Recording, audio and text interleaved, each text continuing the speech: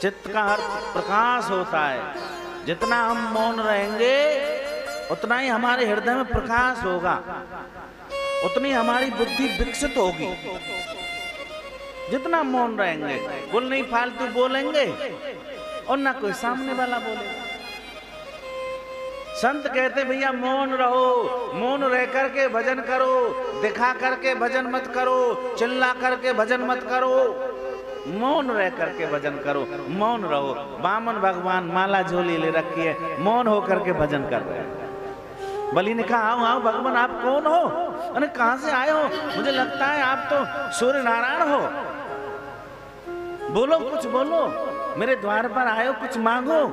लेकिन बोलते ही नहीं, शांत होकर के भजन कर रहे हैं। बलि बोले दैत्यों के गुरु हैं शुक्राचार्य। बलि ने कहा अपने गुरुदेव शुक्राचार्य से, बोले गुरुदेव बोलते नहीं, ये कौन है? बोले ऐसा है जो संत होते हैं ना, शुक्राचार्य जी ने कहा, वो भजन करने में बोलते नहीं है, मौन रहते हैं वो। क्योंकि संतों ने तो यहां तक कह दिया भैया भजन करो चाहे मत करो, मौन ही भजन है। मौन रहो, शांत रहो, शांति रखो, यही तो भजन है। हम भजन कर रहे हैं, सदमार्ग पर चल रहे हैं और काम क्रोध लोभ मोह हमको सता रहे हैं, तो इसका मतलब कोई असर नहीं पड़ा। संतों की वाणी है ये। अब ये मत समझना कि गुरुजी बना करके कह रहे, नहीं, शास्त्रों को खोलो पढ़ो क्या लिखा है। मौन ही भजन है।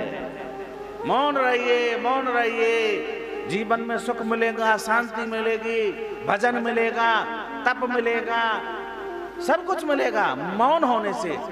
कहते हैं ब्रजमंडल में, कहते हमारे में और आम पब्लिक में भी कहते हैं, संसार में भी कहने लगे कि भैया एक मौन सौन्य हरावे, एक चुप सौन्य हरावे। मतलब सामने वाले को बकने दो, मौन रहो बस, अपने आप बड़बड़ा करके चला जाएगा। लेकिन फिर वो खेद करेगा, बोले हम तो बोलते रहे, वो बोले नहीं, बड़े अच्छे आदमी। आप सोचिए,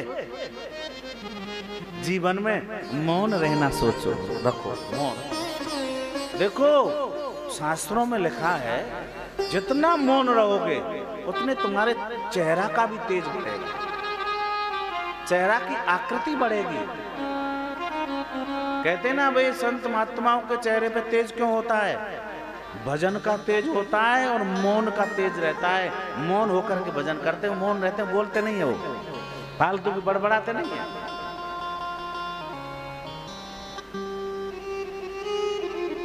कि भैया कोई काम तो है नहीं, डेरा में लेटे हुए हैं, पड़े हुए हैं, आपस में चल रहा है सब कुछ नहीं। अरे समय है तो कुछ भैया कुछ शास्त्र खोल लो, उसमें से देखो भाई, तुम भी तो ऐसी मार्ग पे चल रहे हो, ये थोड़ा ही बजाना ही है, बस कुछ ज्ञान लो। 1 घंटे का समय तो भागवत जी खोल लो, शिव महापुराण खोल लो, कोई और ग्रंथ खोल लो, कोई संत वाणी खोल लो। अब तो मोबाइलों पे भी अच्छी अच्छी बातें आती हैं, गलत बातें क्यों देखते हो भाई? ऐसे ही चला जाएगा। अच्छी चीज देखो, अच्छी चीज देखो, अच्छी चीज सुनो, अच्छी चीज पढ़ो, अच्छा खाओ, अच्छा पहनो, अच्छा देखो, जीवन में अच्छा करो, जो भी करो। कम खाओ, कम खाओ, कम खाओ पर अच्छा खाओ, कम पियो पर अच्छा पियो,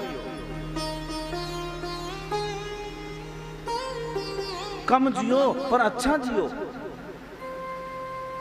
जरूर नहीं कि हम भैया लाइफ टाइम, नहीं, अच्छा जियो, अच्छा जीना है। मैं इधर उधर के प्रपंच में नहीं पड़ना। ज्यादा प्रपंच पाल लोगे तो संसार में अपने आप ही गिर जाओगे, भजन कभी कर ही नहीं सकते हो जीवन में, ज्यादा प्रपंच पाल लोगे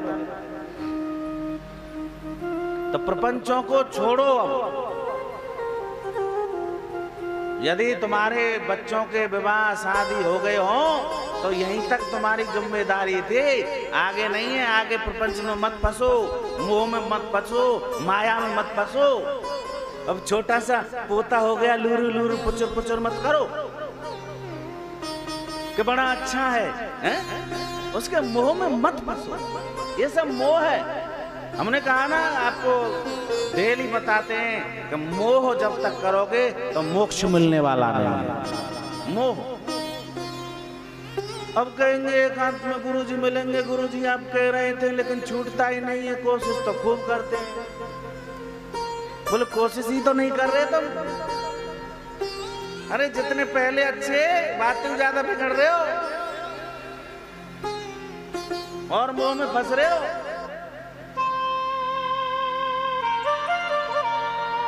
जबकि सुधरना चाहिए, क्योंकि सदमार काफी दिन हो गए, लेकिन जितना करीब आते जा रहे हैं उतने ही बिगड़ते जा रहे हैं।